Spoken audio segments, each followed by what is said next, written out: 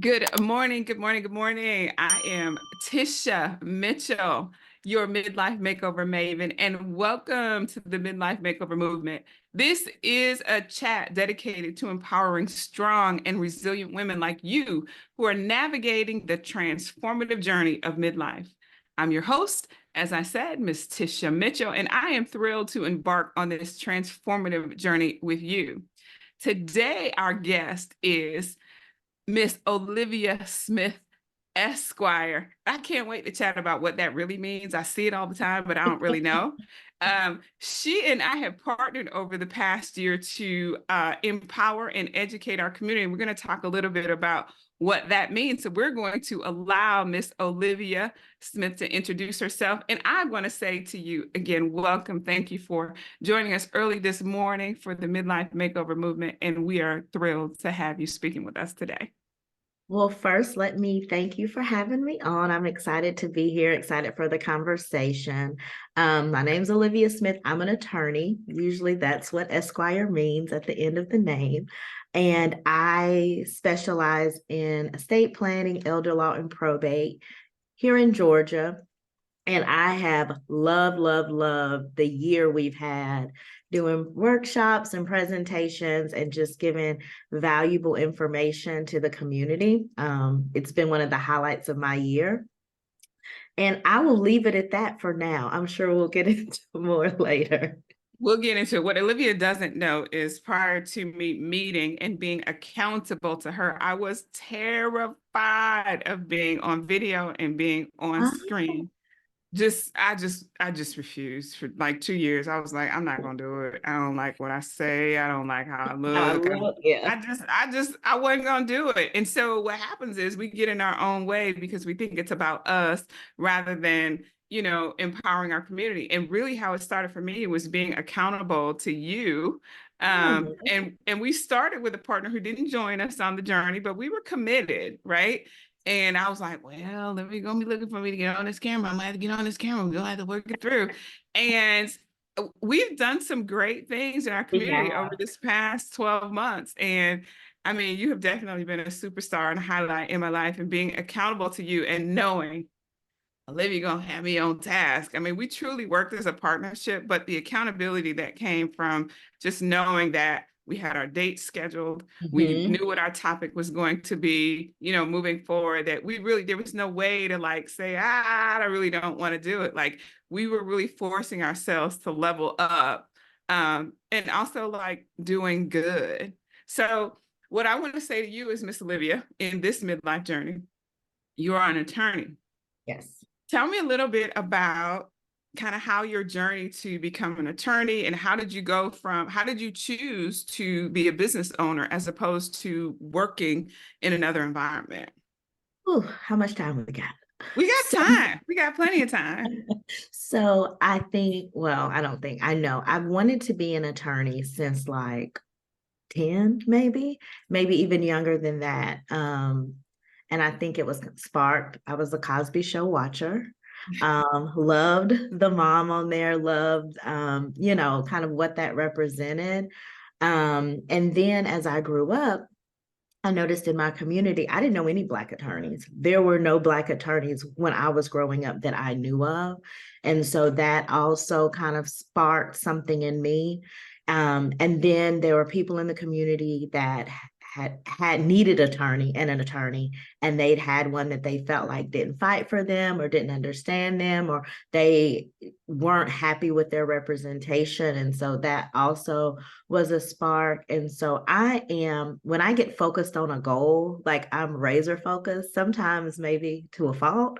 And so college was all about, getting good grades so I could get into law school, taking the classes I needed so I could get into law school, getting a scholarship for law school, going to law school, and then coming back here and serving. And so I really went to law school to be a criminal defense attorney. Mhm. And so I did that for about 4 years. And then I realized, okay, um, I'm good at it. I like it, but it's not necessarily good for me. And I think that I wasn't in my midlife. That was in my 20s, but that was the first lesson because I have always been, here's the goal, here's what I'm going to do. And then we do it, we execute. And so getting into something and then realizing, maybe I need to pivot or maybe I need to explore doing something else. That was kind of hard for me because it felt like a failure in some sense. Um, Yeah, hold on. I want to pause here. Let's expound on that a little bit because I know mhm, that for many of us, especially those of us who are like kind of in midlife, like I've been doing this for a long time.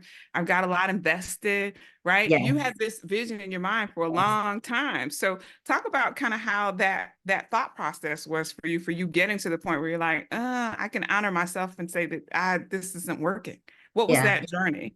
So me and God have this relationship where, and I've seen it happen over the years. That may have been the first time that I really saw it, but I recognize it now. It happens so much where it's time for me to move, but I don't want to because I know I know what this is. I'm familiar. I'm comfortable, even though I know that it may not be good for me. And so, what generally happens is things get really uncomfortable in a space where I've been comfortable. And it gets so uncomfortable to the point where I have no other choice but to make a different decision. I'm stubborn, and I know he's like, here we go again.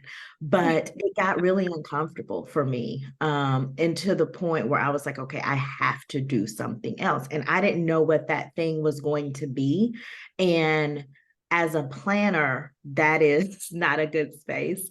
Um, and so I found a job doing something totally different. Did that for about 4 years. Wasn't practicing law at that point. Didn't know if I even wanted to practice law at that point. What? Did that for 4 years. And then God was like, okay, you've had your break. Let's get back into practicing. And made that situation really uncomfortable. And I left there and did not know what I was going to do. Didn't have a job, didn't know what I was going to do, just knew that I couldn't stay there any longer. So Mhm. for some of us, right, we're led to like, I feel like I just want to do something else and I'll explore what that is. And some of us, it's like, oh, this is so uncomfortable. I can't do this no more, period. I got to do something else. Cannot. Yes. And that was where I was. And so that kind of opened the door to entrepreneurship for me. Um, Mhm. I was at that job and I resented, I got to a point where I resented having to ask for time off, having to call in and report that I was sick and ask, could I stay home? Just things that are normal on jobs. I started to really resent. And I was just like, I don't want to do this. I don't want to have to ask anybody if I can take a day off. And I think that is what kind of like opened my eyes to like where would I need to be where I don't have to ask that. And there were guys that I worked with that were so encouraging. They were like, well, what you gonna do? Like they would ask me every day that I would complain, well, what are you gonna do? And so then it got to the point where I went out on my own, didn't know what that looked like. Initially started working with a friend, that didn't work out. Then got a contract with a court to do juvenile work and did that for a couple of years. And that's where I met my law partner. And we are total opposites, but have the same vision and had really the same passion. And so that is where we decided, okay, can we really do just estate planning? Can we like we were whispering like like it's a secret because we didn't really know a lot of attorneys that specialize. Usually attorneys did whatever walked through the door, criminal, family, estate plan, whatever. And so we were like, but we just want to do this one thing. Can we really like do this and make money and live? Um, and that was the start of what has come to be. So how did you go from juvenile justice to estate planning? Like what was the journey from there to here? So for me, it wasn't a hard transition. A couple things had happened. My grandmother had passed years ago, and she had had not great estate planning, which had resulted in my family not really being sure what to do, and there being some chaos and confusion there. So I had witnessed that. And then I'm from a small town, which used to be a farming town. So people may be cash poor, but land rich. And what I Mm, started to see was as my grandmother's generation passed away, all of the gains they had made as far as buying land or maybe having some animals or cultivating their land. The next generation weren't really feeling that. There had been no plan, there had been no conversation, and people were buying that land for pennies, offering cash. And so I started to see like, okay, there's really a need here. People don't know anything about estate planning and they don't understand the benefits. So that started to happen. And so that is why Nicole and I were even saying, okay, she'd had a personal experience too. Can we really do this work, only do this work and do okay? And so we were like, well, let's just see, which is so much of entrepreneurship, which is so unlike me. yeah, I would say that. Yeah, let's just see. But Let's you've just been see. very intentional. So making the decision to go from, hey, I worked in criminal law, that wasn't really working. I had a job that wasn't really working. Then trying to find your niche as an entrepreneur. Let's talk about like what were some of the significant challenges. So we talked about I didn't want to have to call into work. I can relate.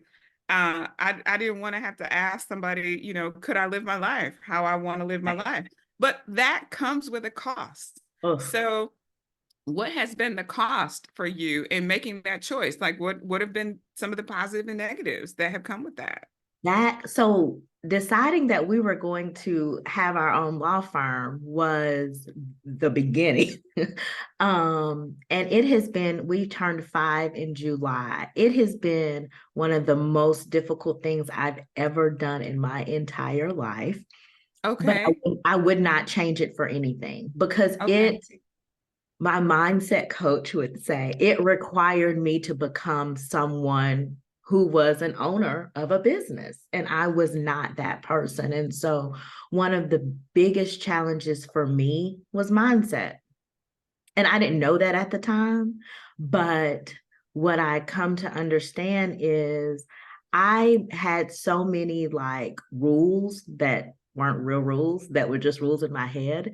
And so many things that I had to let go of.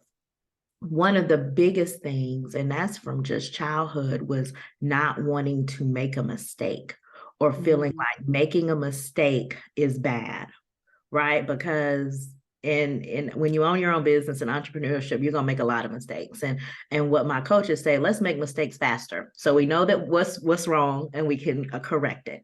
And that was just like a foreign concept. And so um, those were the mindset was really the biggest challenge, I will say. Knowing that there is not going to be a check. And I will say earlier on, because my mindset wasn't where it is, I was so scared.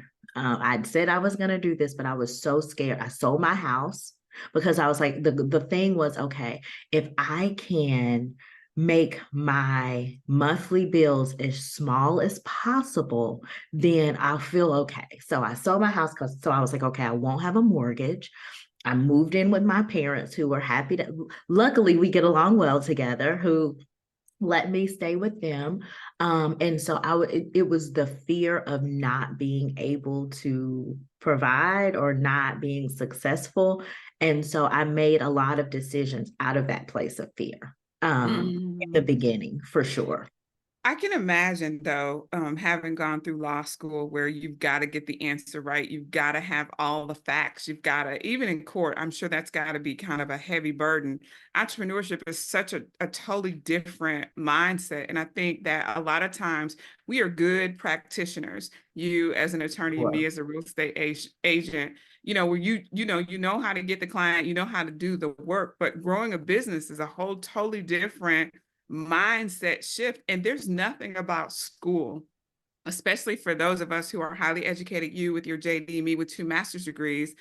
There's nothing about school that teaches us you can do this on your own. It is about how to become the best employee you can possibly be and follow this one path to make a lot of money to have a good life.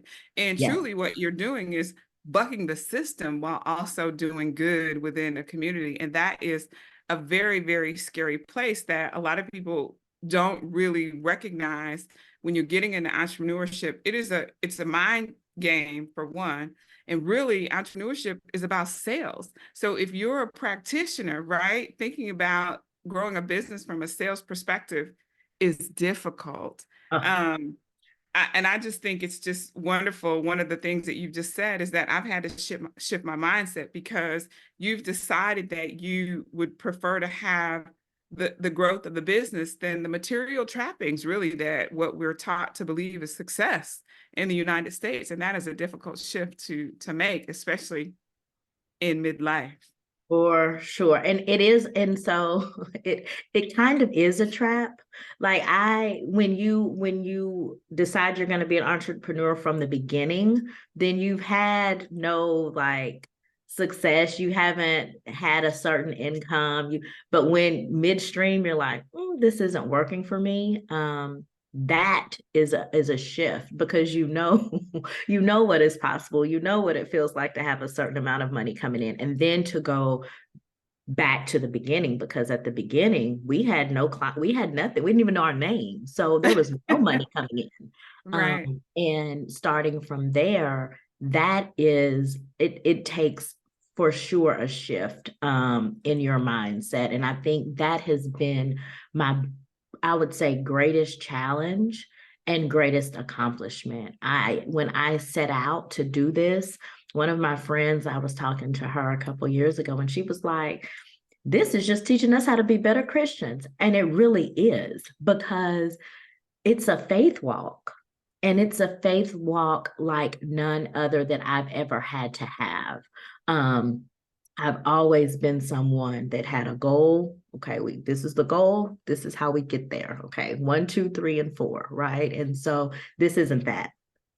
This isn't that. And you certainly have goals, but it's an act of faith oftentimes because we don't know what the result is going to be. And so I feel like this experience, more than anything else, has brought me closer to God and has strengthened my relationship with Him more than anything else, just because I trust Him now, right?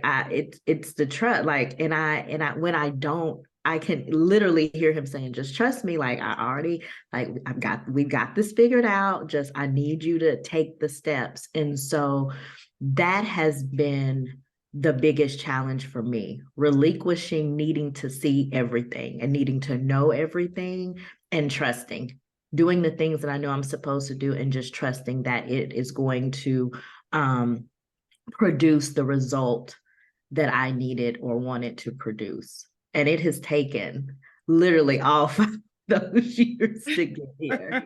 And I have to say, I had a mindset coach.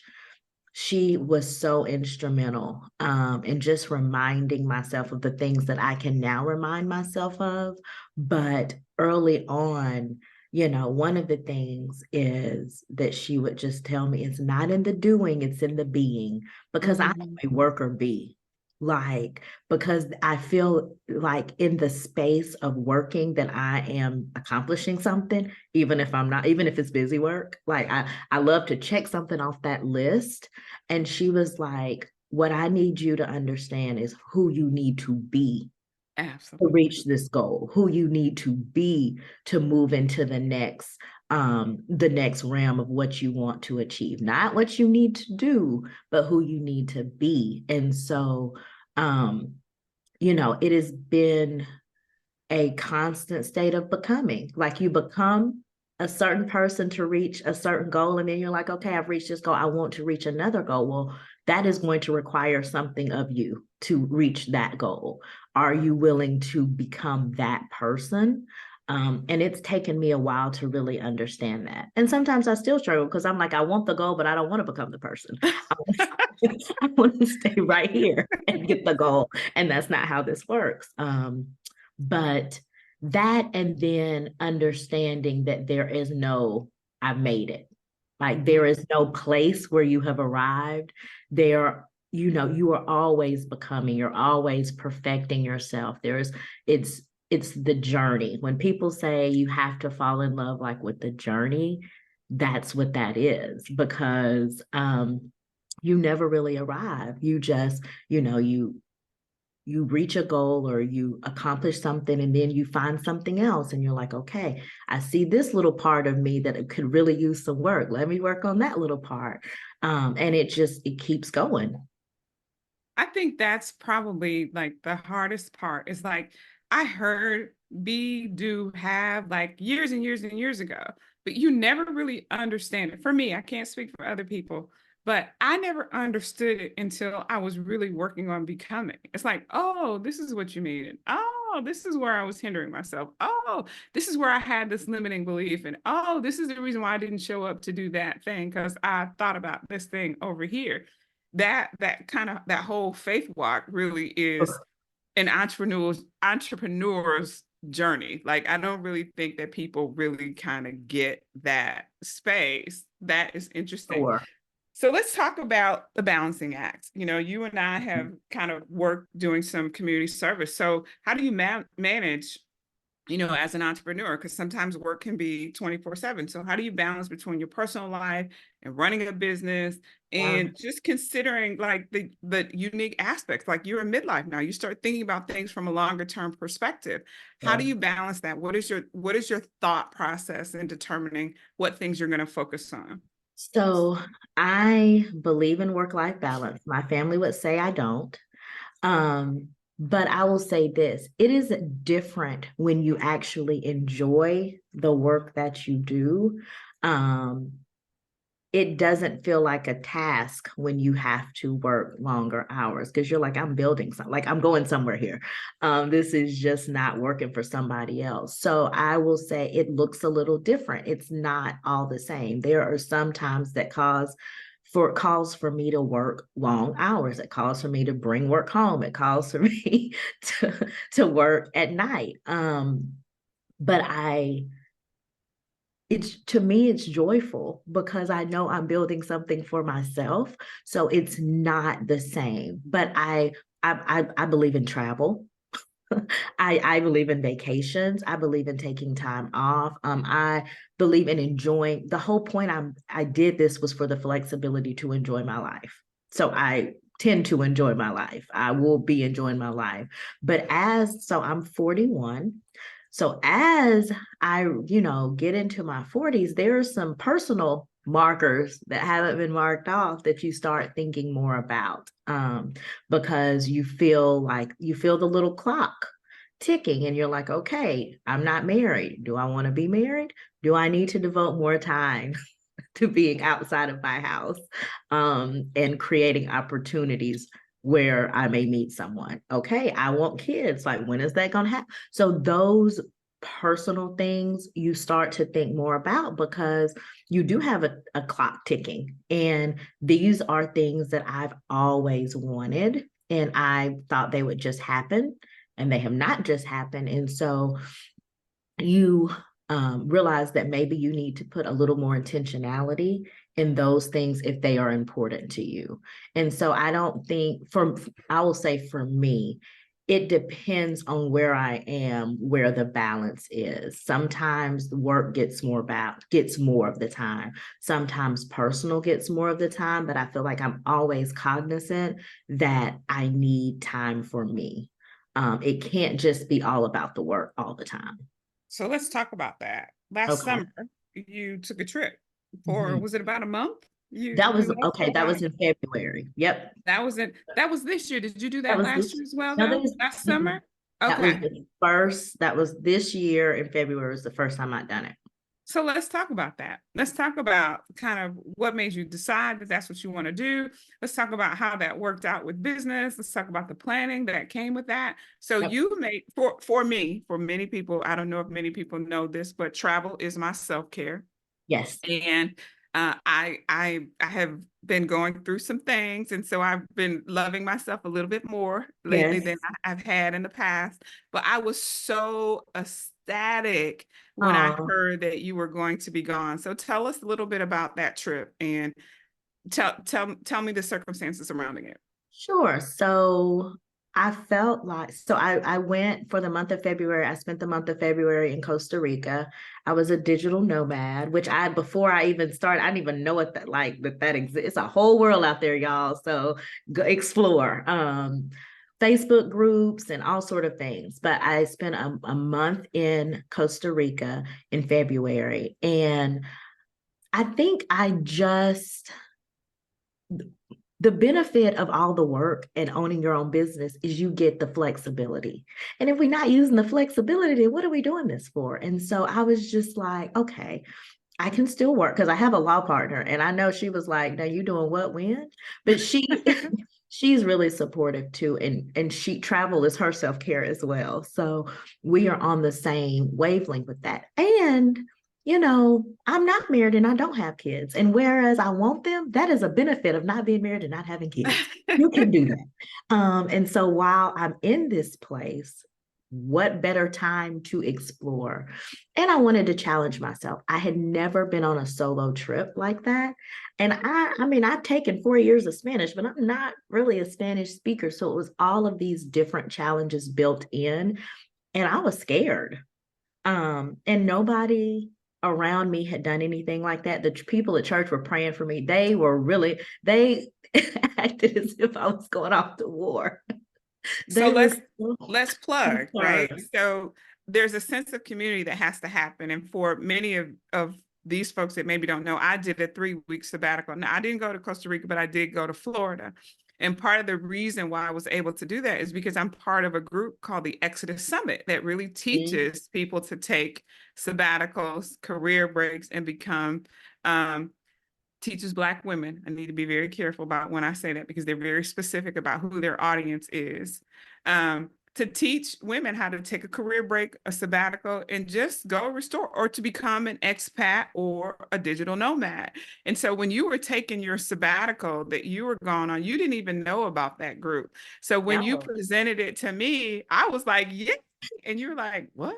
Like, because I got it. Like I had done it myself, and most people didn't know I was gone. You know, when you have a laptop and you can move things around, you don't Absolutely. even really realize that that's a possibility. You can go wherever you want to go in the world for a little bit of time. So let's talk about while you were there, like that time away, kind of what what was the benefit of that? What did you learn from that sabbatical? So I still worked, took time off, traveled around the country. So it was also proving to myself my self-sufficiency, that I can figure things out, that I can go to a place where I don't necessarily know the language and communicate and travel and do it on my own. So that was a big thing. And I will say the people were gracious. I had the best time. I met other digital nomads. I met Black women from a Black women's group that I didn't even know exist. I met expats that were Black women that had moved there. And so had the best time. But it was me proving to myself that I could do it. I don't like to feel like I can't do something. Like, so anytime something scares me, and this is something I learned early on in my coaching, move toward the fear. If it scares you, you are on the right path. Like, move towards that thing. And so, which is why I'm gonna learn how to swim in 2024. But Yay! I don't know how, and I don't like feeling like I can't do anything. But I felt like a confidence booster for me. And for Nicola and I, as we really think about long term, how we want our business to look, it was also proof that, like, we can do this from anywhere. We don't have to be here. And maybe we have to make some trips back, but we can truly live whatever life we want to live. And I think sometimes we put limitations on that, but there are and there are people living whatever sort of life they want to live while working, while earning income, like doing all of those things. And I think it was just lifting another limitation from my mindset. Like, no, you can be an attorney and you can live wherever you want to live and still do the work, still serve the community, but serve yourself too, and make sure that you are doing the things that feed your soul and that feed yourself as well. And so it was one of the best experiences. And I've said that each year I'm going to go somewhere for a month moving forward. Like I'm going to do that because it was such a great experience. I love it. I think COVID taught us that, right? I know things that I used to like run to the office to meet a client. I got an appointment. I'm gonna go. I'm like, child, we gonna get up on this computer real quick first, and then if we can make it from that point, then we'll, meet in person. But it really did really kind of get you to shift and how there's certain specific things that you need to be in person for. And then it's, well, who else can do it? Do they really need me specifically, or does it just need to get done? And Mhm. I think it really kind of forces you when you're able to leave for a month to realize I'm actually more productive when I'm away than when I'm here, right? It happens. That's not everybody's experience, right? But I think when you get out of the country and you meet people out of the country who were out of the country for the same reason that you're out of the country, and you're like, so in my environment, I was looking like an anomaly. Like they didn't really get it. But in this environment, it's normal, right? And you start to expand what normal looks like in any given space. And I think that's where the true freedom comes in. And that's where the be part is. I can be just like all these other people who are being like I was thinking was weird at the Yeah, time, but it's normal, it's right? normal.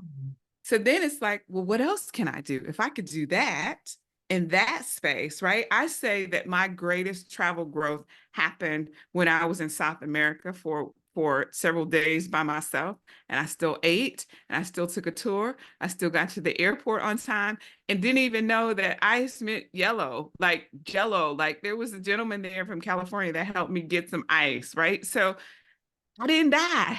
I didn't I know. survived. I survived.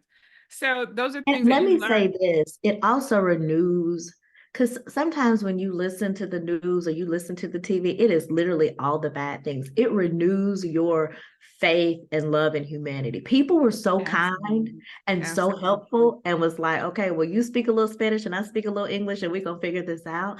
And it's just like, it made me lighter, right? I felt lighter there. And so it was such a beautiful experience from that perspective. People were so willing to help and so willing to try to get me where I needed to be.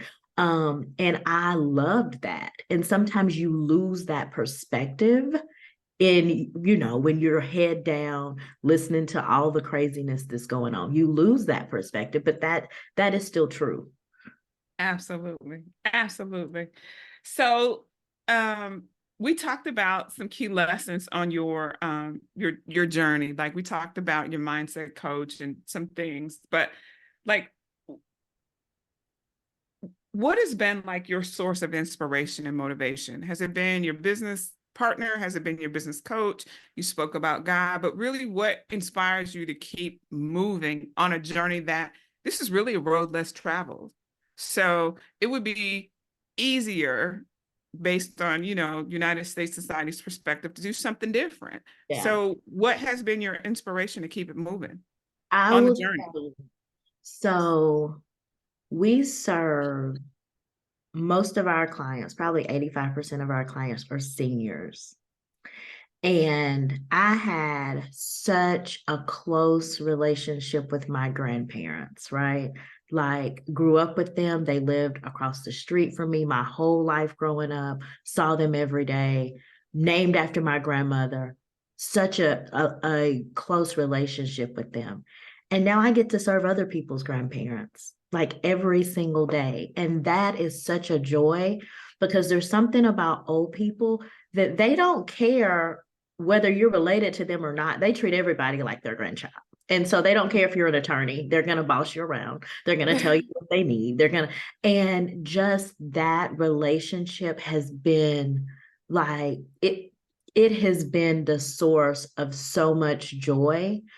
And so I think for me, I keep going because I feel like there's purpose. We say that it's a career, but it's also a calling. Like I Mhm. feel called to do this work. I feel like we do work that matters. I feel like we can see that we make a difference in people's lives and the community. We do work that needs doing and that is worth doing. And so all of that keeps me going. And then when you have, because you have those days where you're like, why did I do this? Why did I sign up for this? Somebody come and get me. Um, but inevitably, someone will call or someone will send a message or someone will encourage us or someone will tell us about how us helping them has helped their family. And it's those stories and those times that it keeps you going when you're having a bad day. And I will also say that we have had such positive um, encouragement from people, from places and people that we would have never thought. There have been people that have poured into us that didn't even know us, but that could see something. And there have been people that they're like, I see you. I see what you're doing. I had a call with another attorney, a colleague, a couple of weeks ago, and I'd known him from lives past, and he was like, "I've been watching you. Like I see the work you are doing. And so everywhere we've gone, there have been people that have just told us to keep going.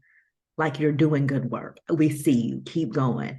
And that has been so invaluable. And so I try to pay that forward with other people because it has come from places and people that we did not suspect. And that's the other thing.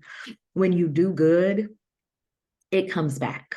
It And it does. may not come back from the people that you thought that it would, but it's going to come back from somewhere. And so there has been so much goodness that we've experienced on this journey so far. Like it keeps us going. It really does. I love it.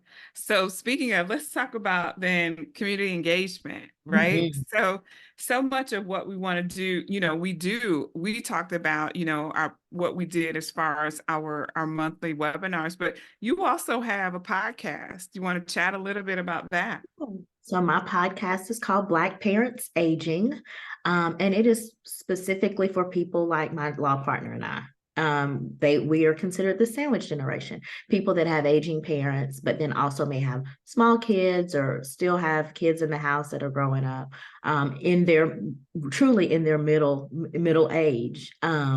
And have no idea how to navigate aging parents, both the aging parents and the system around aging.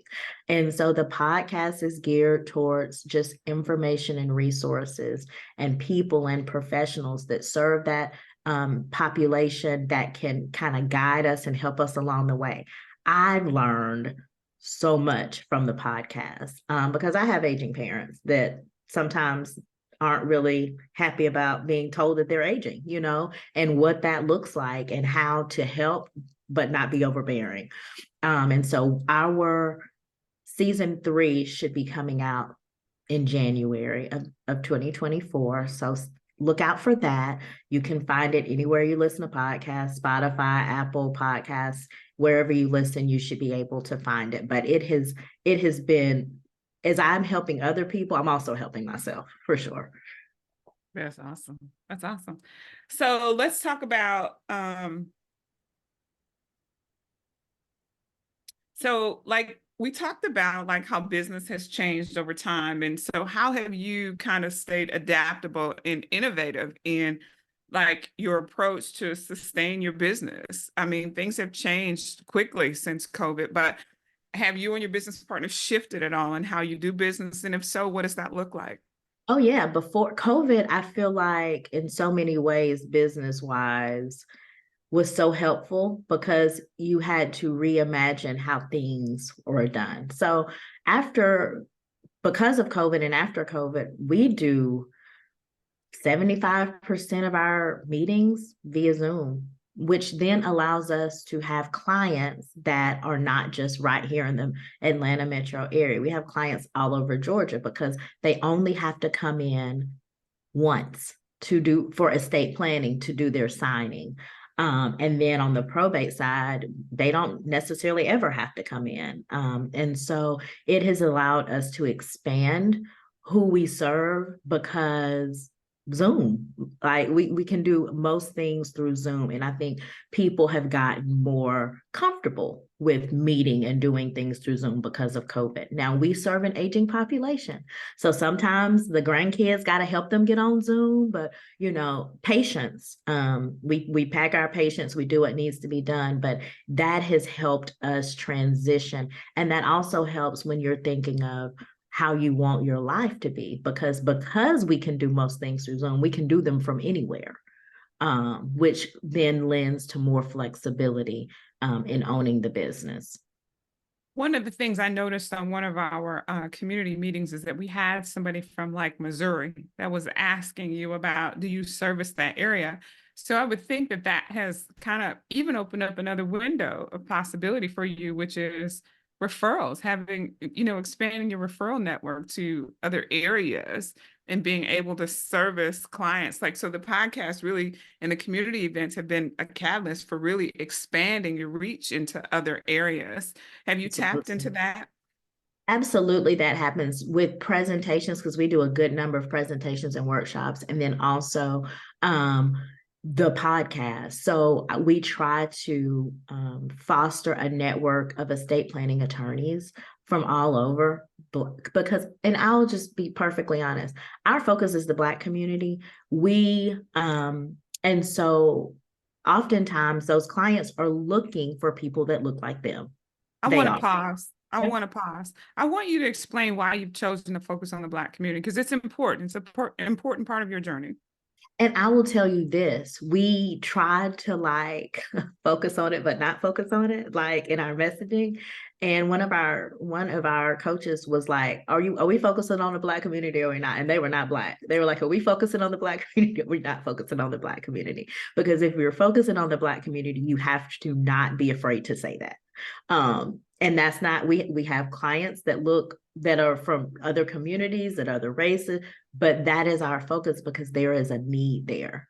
And there is a gap that we need to fill. And in other communities, that's not the case. And so because we have seen firsthand what that looks like, we were like, there is some work that needs to be done here. There's some education that is required here that our community isn't getting. And so that has been the focus. And we are now unapologetic about that. And we say that, and I will tell you, other folks who are allies, they come and they say, we love that you focus on the Black community. Now, we're not Black and we need you still to do this work for us, but we love that you say that. And I think that goes back to being an entrepreneur, marketing.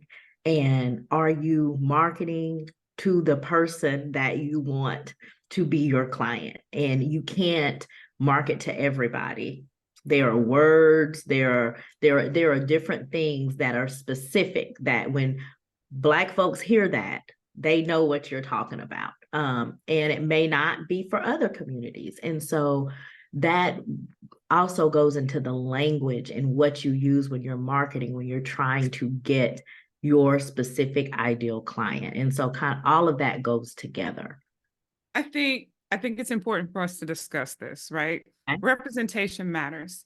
Not just a lot of why there is not a lot of estate planning happening is a level of trust because we have not historically seen professionals that look like us that understand estate planning from that perspective, that also have the education, that also have the compassion to be able to lean into the community. It's no different than having a Black therapist. I know for me, having a Black female therapist, there's just certain things that I don't have to say, or certain Yes. things I can say that I don't have to explain. From a Yes. cultural perspective, they get it, right? The same is true with estate planning. We did our series over the holidays and having conversations over the holidays because we know sometimes that's a high emotional time. That is when the siblings get together and start fighting about who's going to take care of mama and daddy. Well, if we're going to fight about that, we might as well have a conversation about what are we doing with this estate planning. It is also being able to say, as a mom in my 50s, there's things that I have had to deal with my parents and grandparents. I don't want my child or my Yes. grandchildren to have to deal with. There is no sense of me working, 24/7 and being secretive about what I have going on. And it goes for naught when my intention was to leave it for, someone else. And one of, I showed you that someone who was really close to me attended one of our workshops and created her estate plan. It made my heart happy because that's Yeah. one less thing that, as a single person, as a Black person, as an older person, that you don't have to worry about, to know that you're taken care of and you can kind of go on with the business of life. So I said all that to say, you being unapologetic about who you serve, you're serving a specific need to a specific group of people who may not be served otherwise. Absolutely. Absolutely. Who may not be served otherwise. And it can be an intimidating process. And you're getting all in that person's business. We get all in our client's business. We need to know your assets, your debts, like all your family dynamics, like all the things Black people don't want to talk about. And so you need to be comfortable with the person that you are telling those things to. And so that is why it is so important. And that's why people will travel.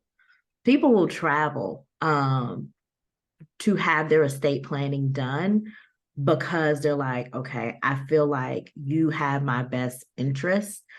I feel like you have spoken to me. Like the things you say, I get because I've already seen that happen in my family and I don't want it to happen again. And so we had to be unapologetic about that. And we had to be okay with saying, we serve the Black community. That is our focus. That doesn't mean we won't serve other people, but that is who we are razor focused on, making sure that they have their business in order. Because otherwise, they get lost in the shuffle of how you're trying to word things. And they're like, they're not talking to me. They're talking to somebody else. No, we're talking to you. We Right, need right. you to come and get this done. And And we quite want to be frankly, clear about that. there's a lot of wealth in the Black community that's not being Absolutely. transferred Oh, appropriately just simply because of lack of knowledge. Just and at the beginning, Nicole and I would be just shocked at like, it looks different. So how many little old ladies who maybe worked at the school as the lunchroom lady or whatever come in, got $200,000, $300,000 they done saved up in the bank. they First, own their house like, Lord, outright. why is this in the bank? Why is this in the bank? But they are savers because Mhm. they wanted to make sure that they left a legacy for their kids. They may have life insurance policy. Like they've done the things that they knew they were supposed to do. They just haven't done the planning to make sure that folks ain't fighting about what they have saved for their whole life. And so it looks different sometimes, but there is money and wealth and assets in the Black community that I think sometimes we ourselves don't realize what we have, right? Like people say all the time, well, I don't really have anything to protect. And then you start asking them, well, do you have this? Well, yes. Well, what about this? Well, yeah, you have things to protect. It's funny. I met with a client a couple of weeks ago, and he had a property, and I think he owed like not that much money, like less than 50,000, like 35,000. He's like, I'm just gonna let it go back to the bank. I was like, no, sir. Oh, sir, let's we are let's not. let's talk about a whole different plan. But their level of frustration that comes from just not knowing or not having somebody that they trust to get them through the process is, it's interesting. So thinking about building a legacy, and not just for you, you say you don't have children, but just the legacy of your business. Yes. As a probate attorney, how do you envision the legacy of your business and your far-reaching impact on the community and women business owners? So I hope we're a good example. So let's start there. I hope we're a good example for other business owners that start. And I hope we're a source of inspiration that more people will decide to be business owners, will decide if they're attorneys to go out on their own. But, Nicole and I, we ain't trying to do this forever.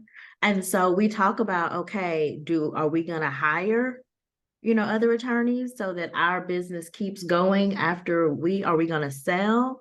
But we want to make sure that like our firm is a firm that continues on when we are not at the helm. And that there are firms that cater to the African American community in this space, in probate and elder law and estate planning, when we are not doing it anymore. It is so important. And I think because people told us, y'all just gonna cater to Black people, y'all ain't gonna make no money.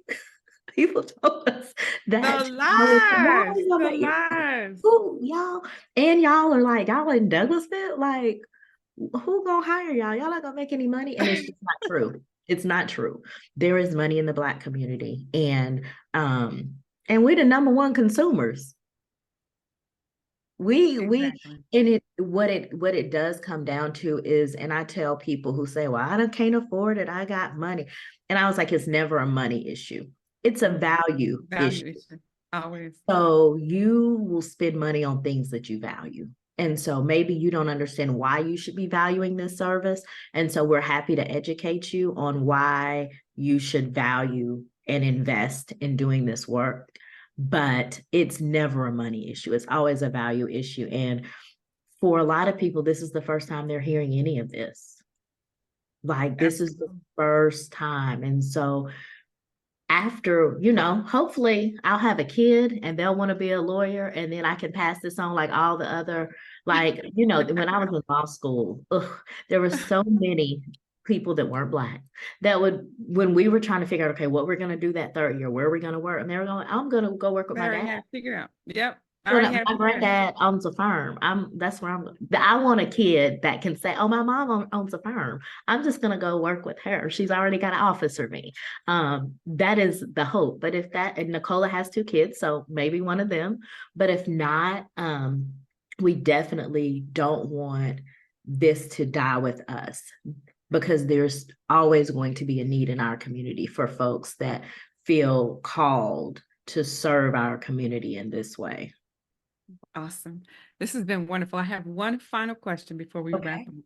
And that is, if you could offer a piece of advice to women in their midlife, contemplating or navigating their own small business journey, their own small business journey, what would it be based on your personal experience? One piece of advice. So, you said one. You can Okay. give several. I'm Okay. open. Okay. I'm open. So one of it is just what we talked about, legacy. What do you want your legacy to be? And does this end with you? Or do we have some sort of plan how to keep this going? So that is one thing. The other thing is money. Do not undercut the value of your service. Do not be afraid to demand for whatever your good or service, what is deserved for your good or service. There is this thing in our community that we should discount, hook up, and we should not, because folks will go to other places and pay full price and not ask for that. And so never be afraid to say, no, the price is the price. Because if they're not willing to pay the price, that's not your client. And that is one thing I had to get really, really comfortable with. And then the last thing I would say is take time for yourself. Always. Always take time for yourself. And one thing that we've started to do is, as we preview our next year and plan for our next year, planning in those vacations, those self-care, like being intentional about that just as much as we are with the business. Because if we're not, the whole year will go by and you'll say, dang, I didn't take a vacation, or I didn't take time for myself. You have to be just intentional about that as you are for your business. And I think those are the 3. Oh, and the Thank last big one that I learned, it's in the being, not the doing. And I have to keep telling myself that. So it's in the being, not the doing. So who you become is more important than what you do.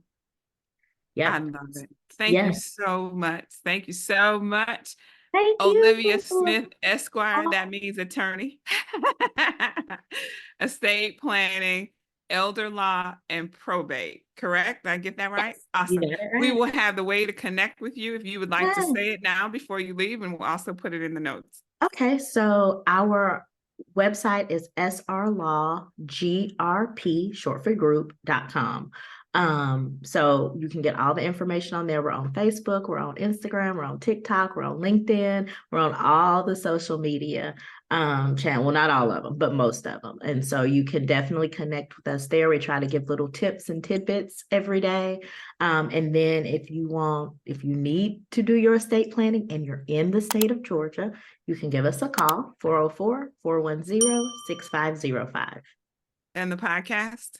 Black Parents Aging, there is 2 seasons up, so there's plenty of information for you to consume, but we have a new season coming at the beginning of the new year. Awesome. Thank you very much. We Thank appreciate you, you. Miss Olivia. Thank you for sharing your time, your knowledge, your experience. Yes. We appreciate you. Thank you for having me.